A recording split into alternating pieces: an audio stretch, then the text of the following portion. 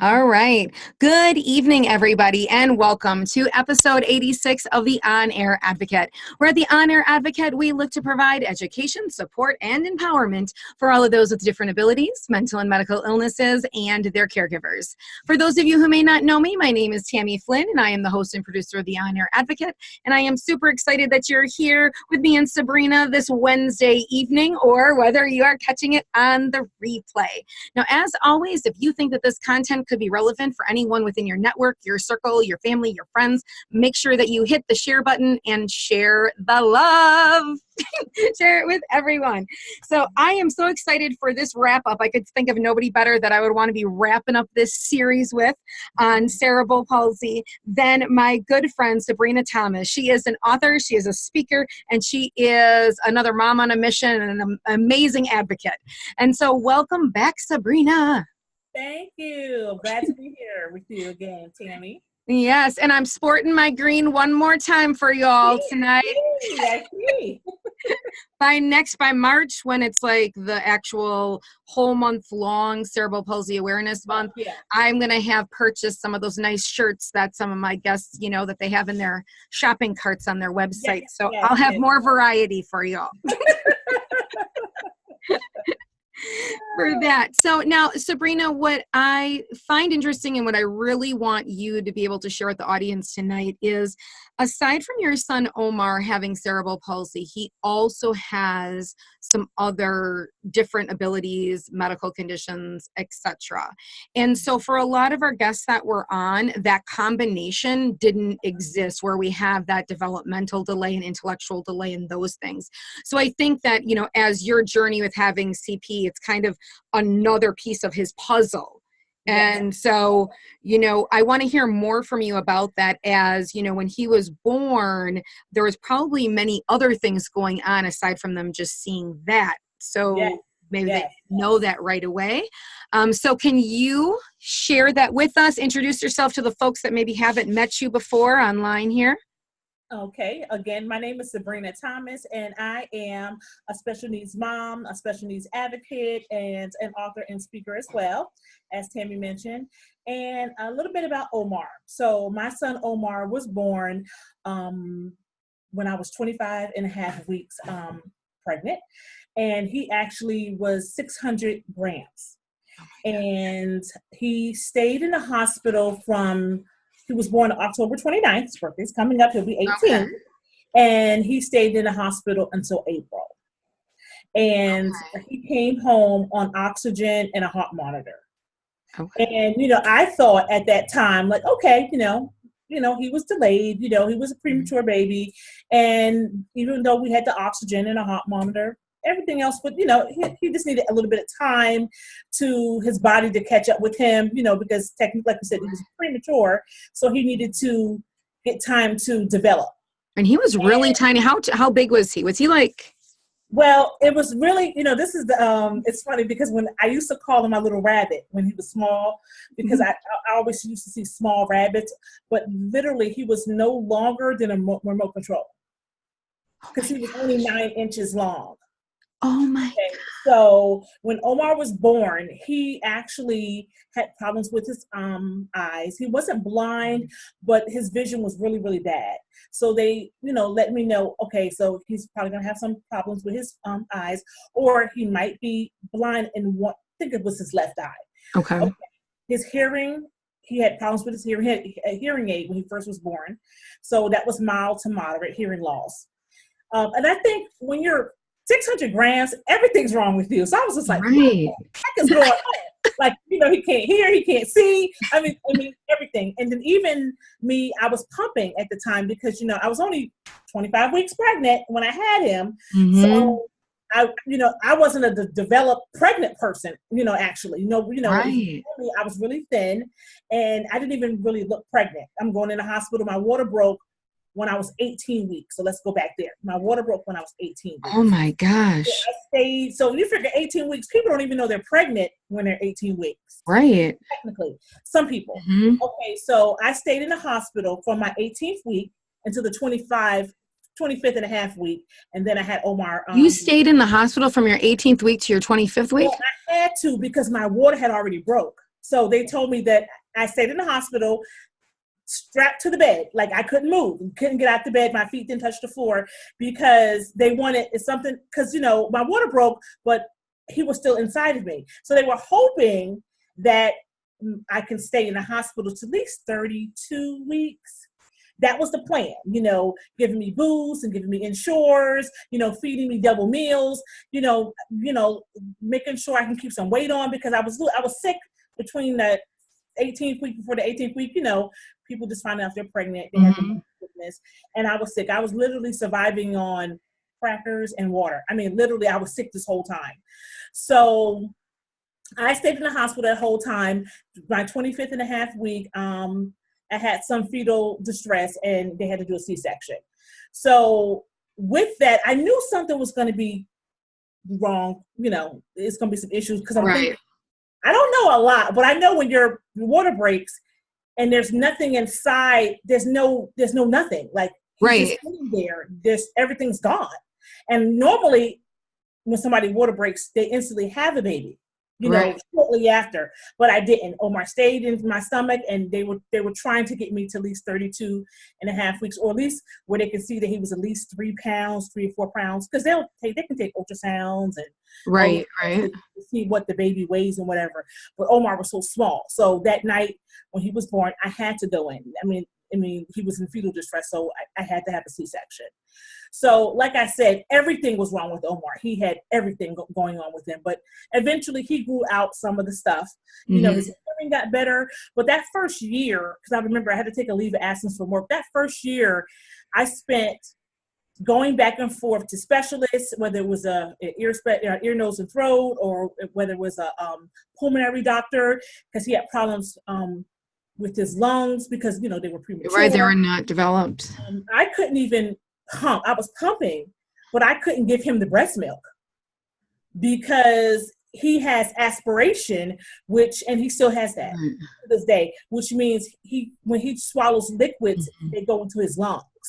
Right. So as of today, Omar's 18 in a couple of weeks, he has never drank any straight liquids at all, ever. Right. He has to use thicket, right? I have to use the Thicket Up Clear for water, juice, milk, whatever, everything, because, and then it's, it's kind of scary, Tammy, because he has video swallows once a year.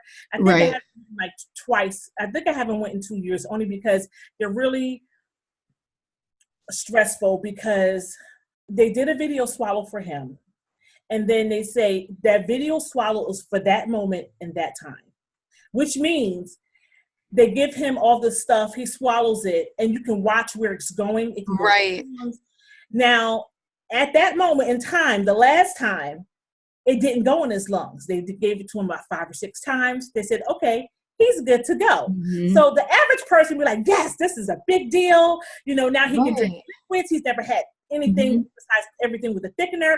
I was so excited, but they told me to wean him, don't just give him water when you go home, just lessen the thickener. And that way his body will get used to it, because it's kind of a drastic switch.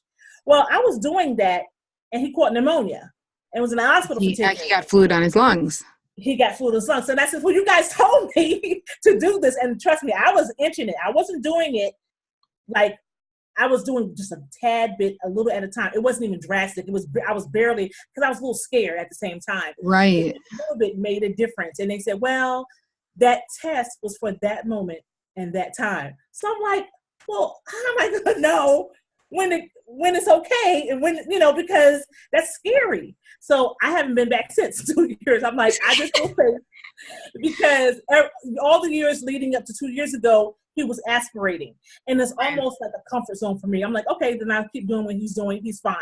But I'm just because aspiration is like no joke. So they do a swallow study, and you drink barium so that they can see it. And when it goes down and your flap doesn't flap over, and then it goes into your lungs and water on your lungs, that can take his life. Like, you can give him water, like all the schools know, like the water fountain. You know how kids walk up to a water fountain, and it's like monkey see, monkey do. Right. All the other kids go, but they know not to let Omar go to the water fountain. And it's just little things, anybody can make a mistake. And like today, I forgot, I packed this for his overnight after school program. I had his bag, and they called me and said, Miss Thomas, you don't have any thickener in Omar's cup. So we didn't give him nothing to drink. They know not to give it to him because he'll drink it because he doesn't know any better, but he doesn't know that he can't have it. It's not that he can't actually drink it because he can drink out of a straw. He has to drink out of a straw. That's another thing. But he doesn't know that he can't have it. Right. The difference of where I take him, who watches him, who's responsible, because that's a big deal. Right. And so going backwards, what you were saying in that very beginning is that there was all these things from his eyes to his ears to his swallow to fluid on his lungs to getting ear, nose, and throat infections and all of that. And that, do you feel like that was consistent for about the first 2 years or 3 years? Or what would you say? What was your like tornado hot mess? I think it was a hot mess. I guess you get comfortable because it becomes your norm. Your new normal, but the first year was really first year and a half, because after a year and a half, he was able to get off the oxygen and off the heart monitor. The heart monitor came first, and he was off of that. The oxygen I kept for another year just in case of an emergency. But you got to remember, I have to go everywhere with this oxygen strapped to my back. Right. Everywhere. I was worried about taking him outside. People were smoking, the bad weather, just germs, because he had so much going on with him. And he weighed so little still coming home. So it wasn't like he had put all that weight on or anything. They sent him home early. I thought they were going to wait until he was 3 pounds. They sent him home before he got 3 pounds. And literally, I can say this now because, it's 18 years ago.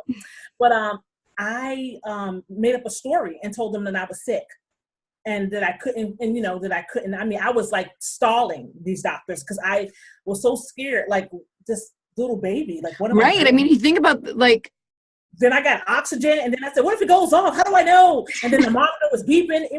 It was crazy. And I was paranoid. So I stalled them and I think I got away with another 3 weeks. And after that, they were like, okay. Because you were there a long time. You were there since. He was already here for 5 months almost. You got to go. Somebody needs that bed. But so yeah, and then that was just like, that was the real, the day he came home, when he came home, that's when it was like, oh, okay, wow. Like, this is real. This is real life. So I stayed at the hospital, every night. I came home and, refreshed and took care of my other son and did some stuff with him and went back. But it was just like they were there. The machines were there. It was a comfort zone for me. And it's sad to say, I didn't want to bring him home. Like, I wanted him to stay there for another 5 or 6 months. Like, I would have been cool with him just staying, because I was so scared. Like, you can't drink. You can't do this. You can't drink. It was just a lot of stuff going on. And, and I this was the new for me. I had no idea what I was doing. Right. I didn't know what was going on. I just figured, and then I figured, okay, I'll get him to a certain point and everything will be done. Everything will go away and he'll grow, and he was cute. And, he was, I was taking him to Older Mills, oxygen and all, through the nose, everything, taking pictures, and it'll be okay. Mm-hmm. That wasn't the deal. Right. Right. You just got a little bit better at navigating through the tornado or hurricane or whatever you'd like to call it that you were kind of circling in. Yeah. So you kind of get through that. He's off the heart monitor, off the oxygen. Now you got the whole lung thing going on. Obviously, he probably had low tone, right? I'm assuming. Yes. Low tone in his body, all of that. And then what made you think that he possibly had CP, or was that not even on your radar? No, because I didn't even know when they told me that day. I didn't even know what that was. I was like, "What's that?" So I didn't know. I just didn't know anything. I'm just thinking he's gonna grow out of this stuff, whatever it was, and he was just gonna be a little smaller than all the other kids. Maybe he'll be a little delayed, but not having anything in particular. That's what I thought, because that's what you want to think. You don't want to think anything else. And I didn't know of anything else, I didn't know of anything else. So he wasn't developing, he was going to the doctor on a regular basis. I was taking him to checkups. I'm like on point for all these appointments. And, when they go to the doctor and you fill out this thing and says, what can he do? And I'm like, he can't do none of this stuff. Like, you weren't doing anything. Nothing. Like, none of the stuff he was doing, maybe 1 or 2. he wasn't doing any of the things. So they told me, I had to go to a specialist, we need to get him checked out. So, I go to specialist, he's had an ultrasound, he's doing MRIs, he's doing a lot of different stuff. And I still was like, okay, it's something, but we'll fix it, Mm-hmm. time to grow and catch up and whatever before he starts preschool, because, he was getting, he was 3. When they actually, I think 2.5, 3. I'm not really sure. I can't really remember. I think it was like more or less closer to 3. I wanted to take him to daycare. I was just planning all these things. I'm like, but he'll figure it out. He just needs a little bit more time. I'm telling everybody, he's a preemie. He's a little behind. He'll get it. But no. So after all the testing, the doctor confirmed that he had cerebral palsy. And I just remember it was like, okay, what is that? And I don't even know what he said. And he told me something. I just think I blacked out. Because after he said brain damage or something, and I'm like, huh? So I'm just like, I don't remember. I just remember him giving me a pamphlet and telling me, because I was at a specialist, to follow up with my pediatrician. And then I just remember riding home crying with Omar, because he was in the backseat of the car. Right. In his car seat, because I had no idea what that was. And I knew it wasn't anything that I wanted to deal with. I knew it wasn't anything good. I knew it was permanent, because I said, what can we do? How can we fix it? Is it going to be in therapy? And they were like, it's permanent. It's forever. And I just knew, and back then they were using the R word. They were still using the R word back then. Because he said the R word, and I was like, wait a minute. Because he was saying that's a possibility. And I was just like, okay, all right. And then I just got in the car, drove home, and like devastated. Like, what am I going to do? I don't want this. I was, I'm looking at him. I just remember looking at him in the car, kids, he's smiling. Like, he looks fine. He's cute. Like, everything's okay. Like, he'll grow out of it. Denial. That's the denial. Right. The doctors don't know. And we're going to work this out. We're going to, he's going to be the miracle. He's going to be the miracle that, you said this, but it's not really that. Maybe it's a mistake. So I got a second opinion, because like I said, I was in denial. Right. Second opinion said the same thing. So did they say at that time, were you finding out from the MRI and whatnot that aside from having cerebral palsy, that he also had either some type of like other brain trauma or anything that was going to bring on that delay? Or did they find sometimes... They didn't tell me anything else. They just said he had cerebral palsy, and that was it. The intellectual disability, that diagnosis came like maybe 9 months later. And I didn't even know to ask for that. I just assumed that, because I know now that you can have CP and don't have an intellectual disability. Right. So that's what I was getting at. I would have never have said, well, wait a minute, does he have this too? Because I was already like, okay, he has this, and I don't want this for him. So I just was dealing with that. And then later on, I think, matter of fact, it might have been 2 years ago, 2 years after that, he was in school, a little program in school, half-a-day program. And one of the ladies said that she thought that he, had an intellectual disability. And I was like, no, he don't have that. Nope. He's just a little screaming. He's a little slow. He'll be all right. Nope. Bless your heart. I said, no, you don't have that. Don't say it. I like literally snapped. I was setting it off. I was like, don't say that. He's a little slow. Give him a chance. He's going to get it. He's cute. Let's keep it moving. And then later found out after testing that he had that as well. Okay. And, and then everything else was like, okay, so his hearing, he grew out of that. His hearing is fine. I kind of figured that. I used to try to sneak food, and I would open up bags of Doritos or whatever, and he would turn around and he would just move. And I'm like, he's hearing me do this. So his hearing is not that bad. So he grew out of that. And as far as his eyes, he was getting all type of treatment for the first 1.5 years. That was fine. But I wasn't worried about if he needed glasses, because I wear glasses. His dad wears glasses. My other son wears glasses. My mom, everybody has glasses. So I really wasn't worried about that being an issue later on. I was just worried about him couldn't see at all. They were saying like his left eye, he might be partially blind. And I was just like, oh, okay. So he grew out of all that. The only thing that he wasn't grown out of, didn't grow out of, is his CP, of course. He had an intellectual disability. He has chronic asthma. He has chronic bronchitis, and he has respiratory issues. And he has swallow issue. He has a swallow issue. He has the he aspirates on thin liquids. So that's a lot. That's enough. And I don't need any more choices. But and I'm blessed with that because he had other stuff that went away. So I'll take that. I'll take that because he had other stuff. So I'm good. I'm good. But I think in what you were talking about in that beginning, and exactly why this show is here, is like going beyond the brochure. And I really, every time a doctor wants to even hand me a brochure now, I'm like, I don't want a brochure. Like, what I'm saying? Give me a brochure. Tell me what. I mean, you know what? It's not going to answer your questions. He told me a story, but I have no idea what he said. I think I blacked out. So I just remember you giving me a brochure, putting your hand on my shoulder. Sure. Right. Like, here's a brochure. Like, sorry, like it's almost like my condolences kind of on the shoulder. And I'm like, okay, now I have to go to the library. I have to Google this. We didn't have the internet wasn't right. It was probably good you didn't have WebMD then, because you would have been thinking. This was almost 18 years ago. So right. We didn't have that, but I mean, I can go to the library and I can research.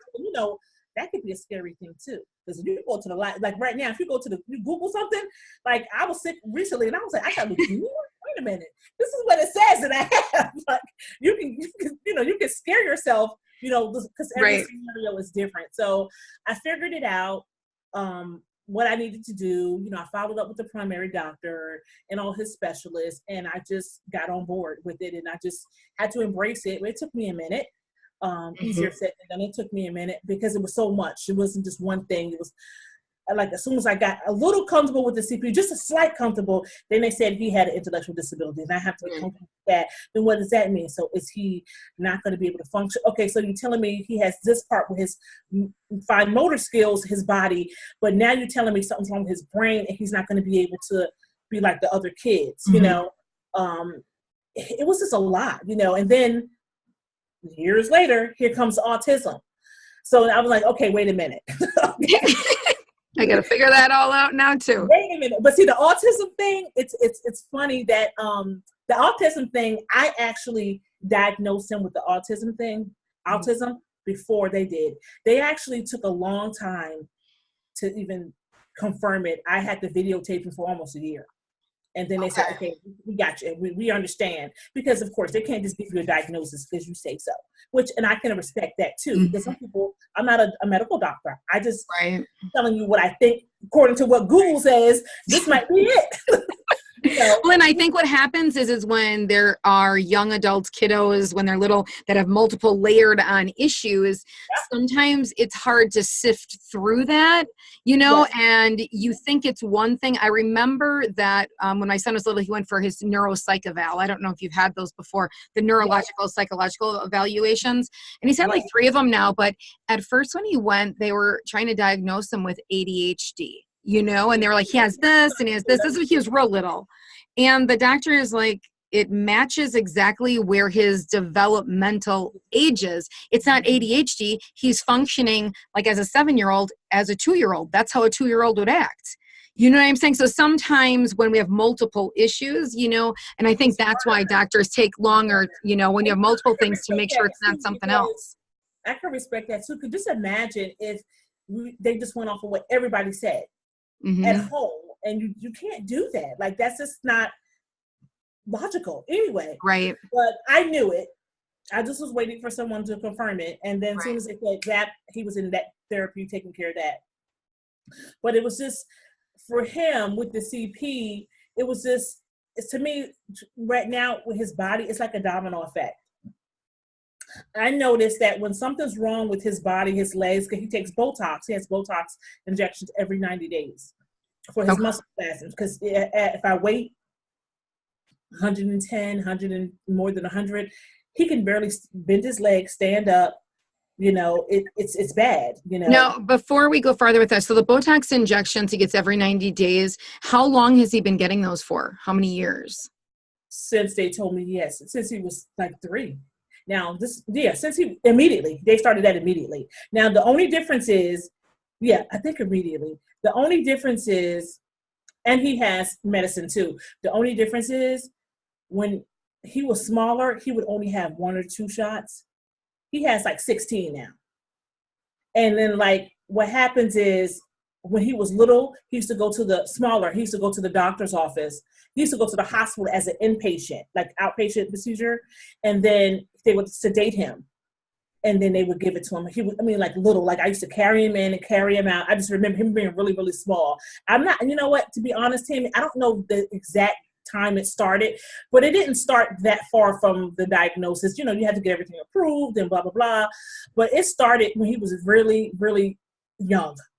And it wasn't that far after they told me he had CP. And did he have this? I was talking this last week with all the other individuals. Some of them had talked about having like a surgery on his legs. Did he have that surgery or no? They chose Botox injections. They did the Botox because they were always saying this. I want to prepare you because he's going to have surgery on his hips at some point in time. Yes, that's what they were talking about. He never had it. They never said he needed it. They gave him the Botox, 90 days, 97. I don't let it go too far because I started noticing things that he's doing, the way he's walking, he's standing, his legs literally won't bend. They don't straighten out. And that's uncomfortable. Like, I know if I get a Charlie horse or something, I know like, oh my God, my leg is hurting. So I don't want him to be uncomfortable too. So I decided to make sure I stay on top of that, along with giving him his baclofen, his medication 3 times a day, faithfully. It's almost like me giving him the thickener, like that's faithful, because I don't want him to, he's already probably uncomfortable within his body. I don't want him to be sore and achy and stiff as well, because I don't know what that feels like, but I know it can't feel good, right. Going without your medication or your Botox. But he gets that Botox. Like I said, the only difference I noticed when he was smaller, it would be 1 or 2, maybe then it went to 3 to 4 shots. Now it's like almost like 8 in each leg. And now, have they talked about long-term effects? Because, we have not done any podcasts on this, but I think eventually we all should, all of us moms and dads come together. Because you think about it, if your child has chronic medical issues, they may have been on stuff. My son has been on at least between anywhere from 6 to 13, 14 meds a day since he was a baby. And you think, what we've had a lot of conversations with our doctors now about is all those meds and how they affect our liver and our kidneys. And over time, it only can tolerate so much. So even if you're kind of healthy on them, over time, you're beating those other organs, those vital organs up. And so with Botox, I know that's a completely different, thing, but over time of use, I know that people can use it for years, but he's already been using it. It's going to be close to like 17 years, right? Yeah. So, well, I wouldn't say 17 because they told me he had CP when he was about 3. Okay, so like 15, 14 years. Yeah, faithfully, yeah. And so did there anything that they tell you long term, like, at some point we probably should try a different method or do something? Is there any like reactions that can happen? Because they were telling me that he'll probably do this up until he's 18 or 19, and he has one scheduled next month. And then, so I said, she said, well, when you come in, we're going to do this one, but let's talk about a plan. Because he's 18 and we kind of want to keep him, I guess that's what they do, or maybe every case is different. That's what they were doing for him up until now. Because I was like, is he going to be doing this? Because I know a lot of adults that have CP, but every situation is different. Mm-hmm. Doing this forever? And she was like, no, ma'am, this is not this is just the plan for right now. So okay. I'm going to have to piggyback with you regarding what she says later on at an appointment next week, because I'm curious to know what's the plan. Like, what do you do after that? I don't know what it would be for him, because I know everybody case is different. I know some people don't have Botox at all. Right. Never had it at all. And I know people that are in wheelchairs, they take baclofen, but is the baclofen going to be okay for him? And to me, it's just like, if it is, and why wasn't it okay for him this time? Like, right. Last month. What's different about, besides the age, what's different? Like, what's the plan? It kind of would have to make sense for me. Right. Because that's something so much I encourage parents to always ask is like, so what are the long-term effects of this? Because it's got to do something. And I know they're saying that, oh yeah, there's always an effect on everything. Yeah, but you're not answering the question. What's the long-term effect? Right. And when you're doing multiple, and you have multiple medications, you have multiple things that Yeah, you're putting it's into like your a lot. This is interacting with this, and this, yeah, and you might have and luckily most medications don't have like contraindications because they won't give them to you if they do have those.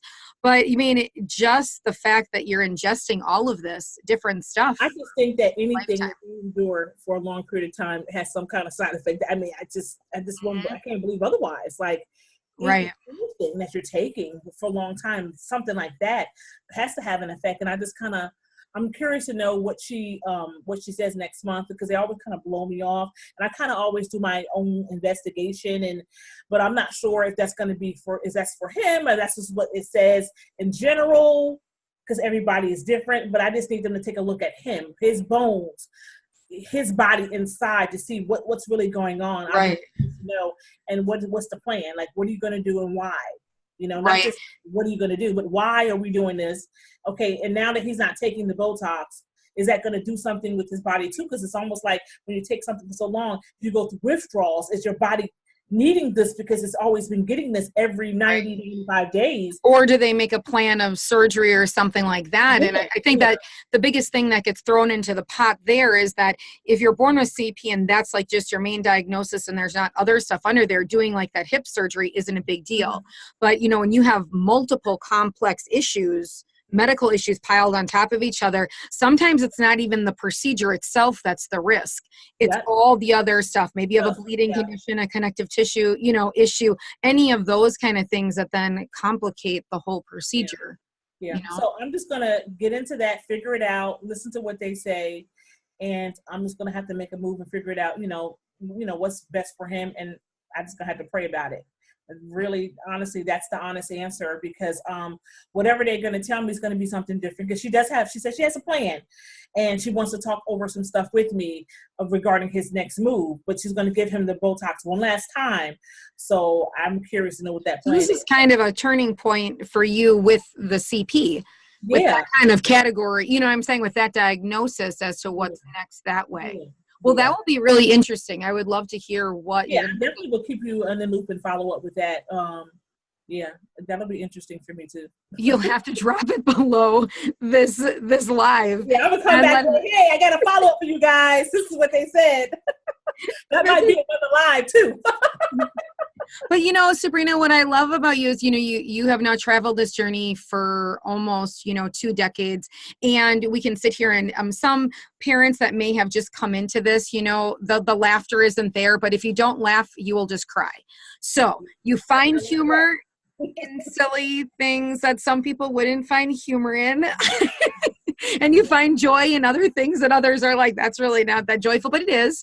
At the same time, and this too, because I wasn't always there. I used to be the crybaby mama, crying at all the doctor's appointments, crying at all the IEP appointments, crying in the closet, crying all the time. I had to get to this place where and find my own strength, because the crying after the end of the day, after I started crying and feeling, having a pity party or whatever, I still had to deal with the things that were going on. Right. I wasn't always, and it's not like I laugh and, you find joy, not because it's funny. It's almost because you got to humor yourself, because you got to deal with it, Right. It's real. This is my life, and am I worried about the appointment next month? Yeah. But I'm not going to stress myself out before I get to the appointment. And then when it comes time to, I'll deal with it, investigate, and we'll take it from there. Right. And develop whatever that new normal will be. And on that note, when we talk about tears, and I was talking to somebody the other day in an interview, and we were joking around, but I said, I'm like, I've always budgeted, like probably for the last decade, I budget my crying. Like, I don't have time to have a breakdown right in the middle of something. No. I got to figure it out. Like, okay, I'm going to do that later. And I'm going to do it and do it well, but I'm going to do it later. And I wasn't always that way either. At the very beginning, I had to check out a lot of times. I mean, there were all those car rides home from the appointments when you were told that thing for the first time that you were like, what?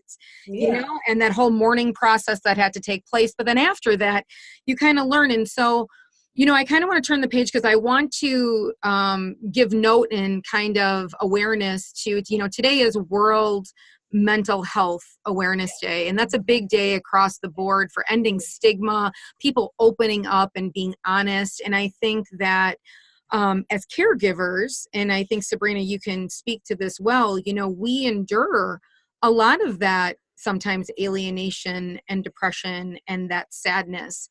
Yes. And so when did you come to a point that you felt openly, like with friends, a community, that, you know, you could talk about things? You know, what was that process like for you? You That know what? healing journey kind of. Yeah, and it's you know, and I tell people all the time, I tell clients of mine, I think it's connecting with someone, and I always say this, connected with someone who understands, who's going through on their special needs journey, that's therapeutic for me, because I had my mom and dad were here, you know, I had, you know, friends and family, but it's different. When I started, I didn't know anyone. I didn't even know what was going on. I didn't have no one in my immediate circle or family members that had a special needs child that I knew of. And then I realized that I did have family members. I think I mentioned this in my last call, but they were hidden. They come out in funerals and weddings and stuff. And I'm like, who is she? But they hit the person like, oh, okay, Right. I didn't know she existed. You know, it was like almost like shame. So I didn't have anybody in my circle. So I think once I started, you know, meeting, you know, Googling, I was going on stuff and meetup groups and, you know, chat rooms and things, and then started just doing my own research and connecting with people. And there's no judgment, because everybody's going through so much different Right. things worse than what I'm going through. And, you know, going to the doctor's office, I was going to all these doctor's office, and I would just start talking to people in the doctor's office. Like, okay, hi, how you doing? Hey, can I ask you a question? And I would talk to them, and you know I can talk. So I could talk to them, and I had their phone number by the end of the time. We was at the doctor's office, and we were like best friends, because you never know what somebody is going through. And it could be a single mom, or somebody's husband's on deployment, anything. Like, no, somebody didn't have any family. I was in a grocery store. I was finding myself, reaching out to strangers because I had to, because I knew that they had special needs kids or adults. And I think that was, for me, therapeutic. People in, like, the parents in Omar's classroom, because, hey, he's in special education, so your child is special, so we're going to be best friends. And I think Right. once I started doing that, and then started, you know, stretching it a little bit further than that, to me, that was therapeutic, because I can sit and talk to you, and I can sit and talk to Maria, and I can sit and talk to 100. And it's different. We understand. You know, there's no judgment. And then I can break down, and I have girlfriends that I can do that with. But it's different when I'm talking to you. It's different when I'm talking to Maria. It's different when I'm talking to, you know, to my girlfriend Tish, because they understand, because they're dealing with the same thing. So everybody doesn't want to discuss it. Right. I have friends that just don't really kind of talk about it. They don't want to share it. They don't want to put it on Facebook. They don't want to put it on social media. It's kind of like it's there, but we don't want to discuss it. But we can do it personally, and that's therapeutic for me. For me, that works for me. And Right. I think that anything that you keep up inside, whether it's this, anything, that's not healthy. That's not Right. healthy to keep anything that's stressing you out, bothering you, you're worried about, because you worry, because these are our children. So I would have to, I can't say I wasn't worried, because I didn't know what was happening with his body. Year after year, is it going to get worse? He was in AFOs, and he was wearing these funky shoes, and I was just trying to figure out, okay, he got to get fitted for a leg brace, because Right. it was just a lot of stuff going on. And people look at you like, because I'm not a complainer. I'm more like, even though I was crying, I was going through stuff, people didn't see that. It was kind of like, Right. I see it. So people was like, oh my God, I can't believe how you're doing this. But it's almost like it freed me when I started getting connected with people. It's like I'm letting my hair down, because this is real, and I don't want anybody to think I'm perfect. And I can share all my stories with you. You understand and you get it.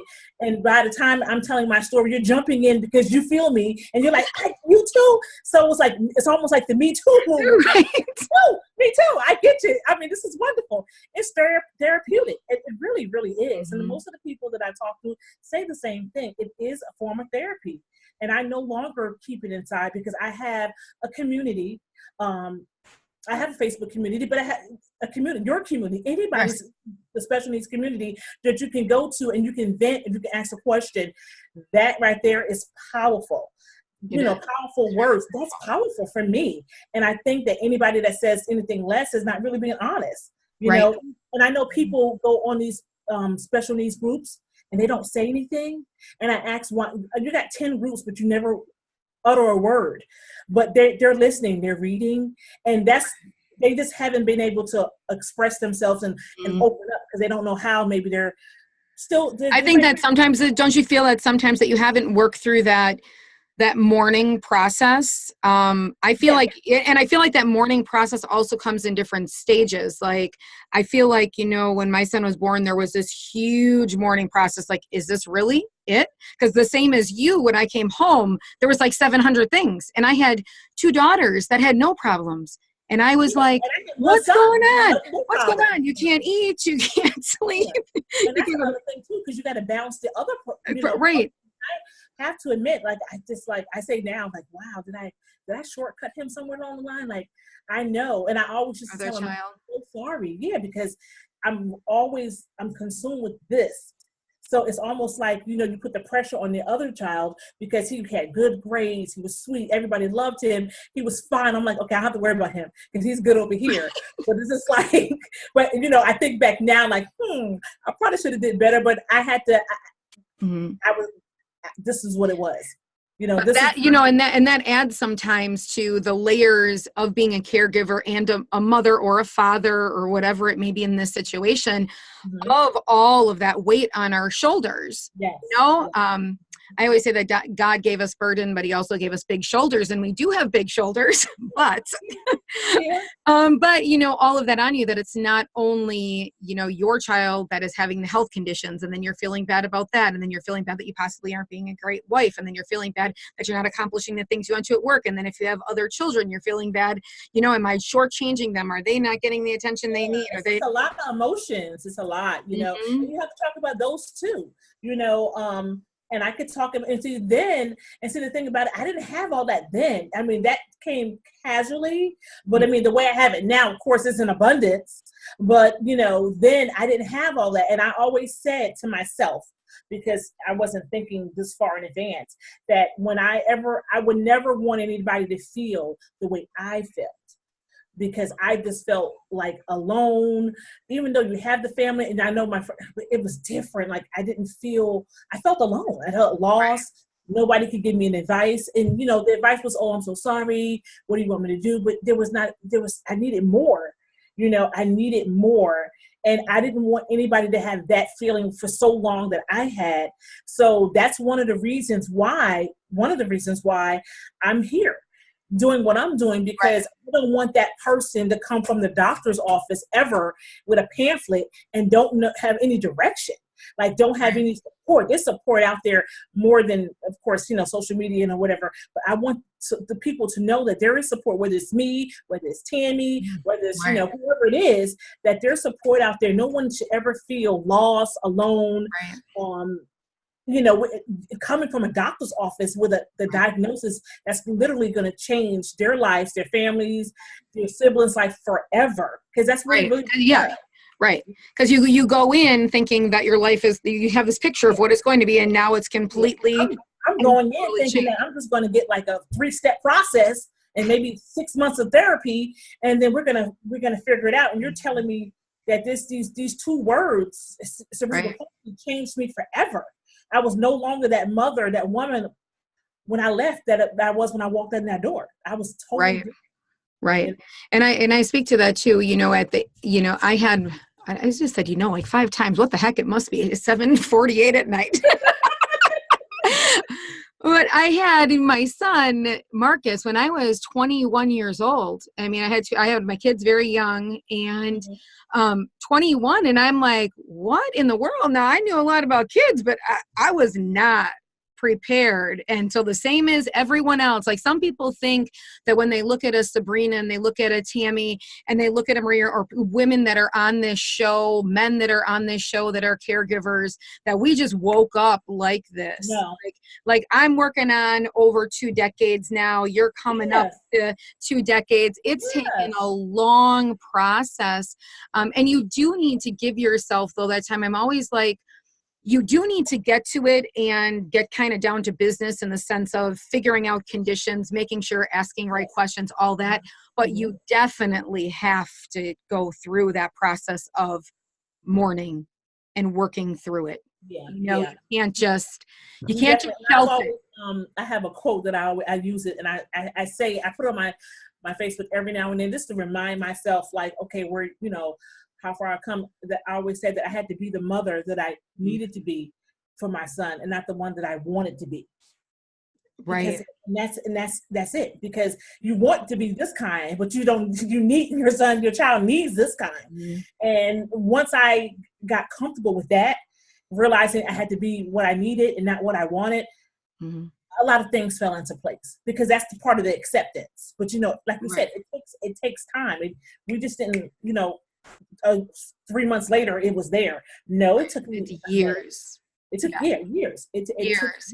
And I think that as caregivers, if you're caregiving for a young adult versus an elderly loved one, a lot of the things correlate and are on the same level as people watch their elderly loved ones in compromised positions and who they thought they were, who they were as their parent, they're losing that. There is a lot of loss that way. When I look at young adults as we transition, especially if they're born, every single milestone, I always feel like I warn other parents, I'm like, no, that you've developed this really thick skin and you're really, really good at what you do, but it's going to hit you like the first day that they were born. Like, when I went to court for guardianship, I can say for my son when he turned 18, and I listened to that judge repeat to me all of the things that, your child that you thought was going to be is not going to be, And I got that date coming up. It hit me right here.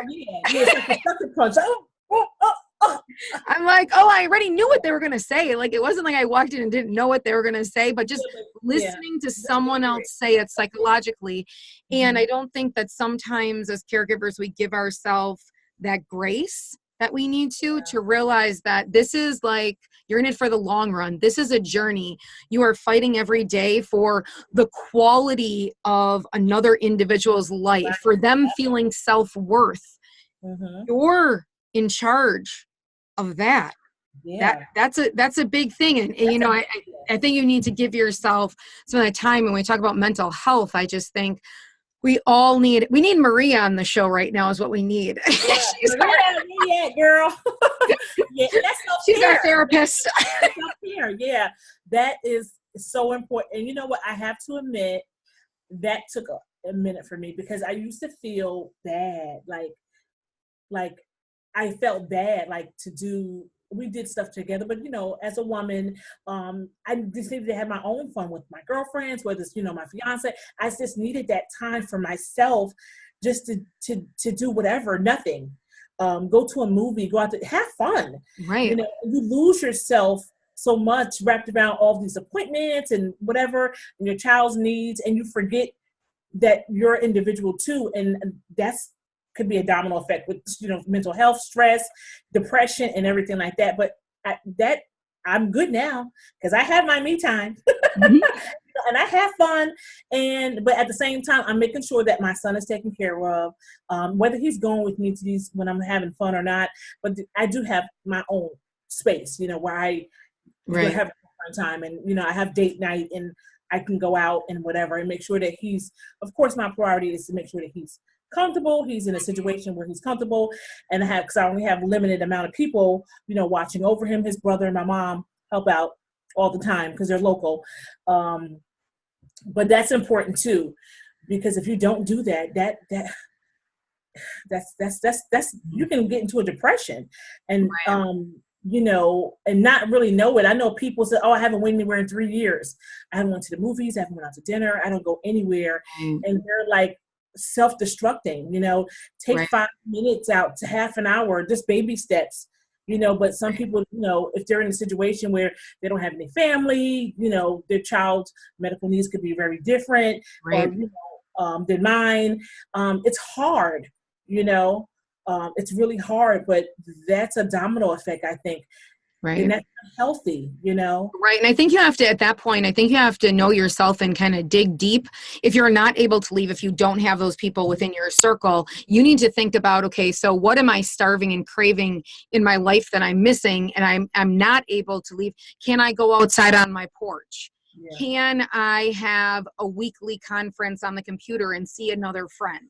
You know what I'm saying? And well, so what I told her too, I had someone recently, a couple of months ago, said the same thing. I said, well, your child's in 9th grade. And what about when you're in, they're in school? And she said, oh, I didn't think about that. Okay, well, hey, I mean, I know you're working part-time, but there's some days, if you said you have Mondays off, that's your day. It's only between 7 and maybe in the summertime, because there's no school, but from September to June, hey, you got Mondays off, put the son on the bus, that's your day. Right. You have to meet yourself where you're at, because I mean, right. That's all you can do. But even if I put Omar to bed at 9 o'clock, and if I want to go downstairs and watch Netflix and get some popcorn and get a glass of wine, you have to use what you got. Right. It's not always about going out. I mean, you can have maybe girlfriends come over. You have to just figure out what works for you, because everybody's situation is different and everybody can't move like the next person. And I understand that. I always call it fast fun, because all of my circle knows I don't got much time. I don't got much time to be out. So when I get an opportunity, and I might not know until the day before, and I'm like, I got like 3 hours. We're gonna pound it out. I don't know where we're gonna go. I got 40 hours. I'm getting on a flight somewhere. I got 40 hours. I know about your 40-hour flights, girl. To be like, back here, I need to go somewhere. You gotta take it when you can, but right. It's so important just to do it. And like I said, baby steps. And whether it's like you said, half an hour here, an hour there, just make it what it is, because you just need that time. It's so important, to do that, because I know for me, I know when I'm like, okay, I need a minute. Like I can't do it. I'm tired. My body gets tired. I got so much, like you, I got so much going on. I got this business. I'm trying to do this project. I'm doing this project. I know when I'm tired and I just can't do it. And right. I just need a minute to regroup, because if I break down, my body's all messed up, then what's going to happen with Omar? Right. And, as I'm going through that aging transition, where my son is transitioning out of school, which that will be a whole nother broadcast about that whole entire process. Some things that I found for me, because now when they're with you all the time, because there's not really a lot of places to go, as we'll all learn, as I'll share with all of you. And so I've found places of even opportunity that I have to stay there with him, but he can volunteer. So while he's volunteering, though I have to stay in the building, I can be like in the hall, outside, on my phone, getting some fresh air by myself. Though I'm there, I'm not going to hover. I'm going to take those moments and I'm going to walk away, because I know to be the best caretaker and caregiver that I can be, I need to step a little bit, because it's a lot of FaceTime. It's a lot of FaceTime between you and your loved ones. And I think that's the same when we talk about our elderly loved ones as well. When they get into that condition where they're with them all the time, sometimes it becomes more combative and argumentative and whatnot, because everybody wants their space. And, I never knew the blessing of school. I know that we all fight our IEPs and all that. And I have to say that we're not going to run into this whole subject, but the other day I did an interview with St. Coletta, which is an amazing facility here in Wisconsin. They've been around since like 1904. One of the very few kind out there. But the woman chatted about the hardest thing that, parents do within that transition that they feel is they go from having an entitlement program to an eligibility program, which I thought was a great way of saying it. You go from being entitled to having PT, to having speech, to having an IEP, to having people that are going to listen to you, to having that, to you're 21 and over and you're in an eligibility program where they don't have to take you. You have to be eligible. you don't fit the box, it's not the right fit. So parents have gotten so used to this entitlement, and I can say it myself. How many times have we done that? I'm going to go tell them at the IEP. That's right. That's right. But guess what? After 21, you didn't know IEP. But that's a different broadcast. But, you know, I think me and Sabrina would both encourage everybody as we, you know, not only talking about CP, but celebrating Caregivers Month is coming up next month, and looking, you know, today as World Mental Health Awareness Day, that really taking care of your mental stability is important. So important. It really is. And not to be afraid to shout it out, to be like, this is ridiculous. Yeah. This is an awesome. Yeah. I'm not feeling good. And healthy. It's healthy if you do. Nothing, like I said, nothing that you keep inside of you bottled up that's stressing you out. That's dangerous, and that's a domino effect. And that stress, you know, everybody knows stress breaks down your body. Right. You know? So, yeah. What was that yesterday? I should have. If Dr. Z is watching, she'll be upset with me. What does it start out with? It's sleep, nutrition, and exercise. That was what was supposed to be written on everyone's boards yesterday. That's the 3 most vital things to your health. Yeah. That's what she talked about, is those 3 components, and then the breakdown of each of those components. I agree. And as caregivers, we all know we don't always get that much sleep. So we need to try all those other facets and giving to ourselves as well, doing that self-care. So now that because we could like chat for hours, couldn't we, if we just wanted to? But the people are like, are they gonna be done talking? So Sabrina, when as we're in wrap up here, is there anything new in the forecast, some things that you want to let the audience know about? Also, I know you have a support group for your families. So can you just share a little bit of that so families know where to find you as well? Okay, my special needs community is called the Especially Love Group. And as far as upcoming things, I am working on, I just completed my Caregivers Journal, and that's going to be coming out because November is National Caregivers Awareness Month. So that'll be out at the beginning, either the end of October, the beginning of November. So once that's out, I'll post it in your community with your permission. Okay. And Especially Love Group is my special needs community, and my Facebook page is actually Sabrina Thomas /advocate. So you can find me there on Facebook as well. Awesome. And can you drop all of that below this live? I sure will. And then when the book too, I think that would be great. When the book is released, come back to this live. So that anybody that was in the feed, you know, that they know, that it has come out as well. And I'll make sure that you have a copy because you need it. Can't keep those emotions and those feelings inside, girl. I have a lot of those. But just make time to journal, though. You got to make the time to get into it.